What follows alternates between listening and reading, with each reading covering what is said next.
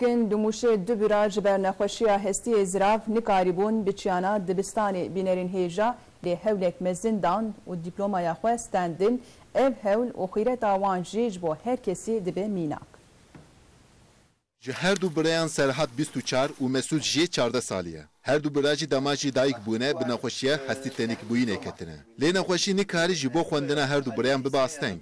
Birayên ku li Mûşê dijîn her çiqas neçin dibistanê jî dîsa dev ji xwendinê bernedan. Harketime giderek Ez çom saziya perwerdehiya gelo ez ketim ezmîna asta duyemîn. Min diploma dibistana Seretayîstan. Pişt rejimin diploma dibistana Navinstan. Piştî wê jî ez xêdî lîseyê bûm. Ger pirsgirêkek dernekeve ez ê di salek şûn de jî lîseyê xilas bikim. Serhat bi serfiraziya xwe ji birayê xwe re bû mînak. ona evde biz de kitaplar alarak Me jî ji berê pirtûk standin û heya pola pêncemîn di mal de ev pirtûk xwandin. Sê çar roj beriya niha müdûrê saziya perwerdehiya gel hat û ezmîna asta duyemîn ya dibistana yekemîn kir û dîplomayê xwe girt.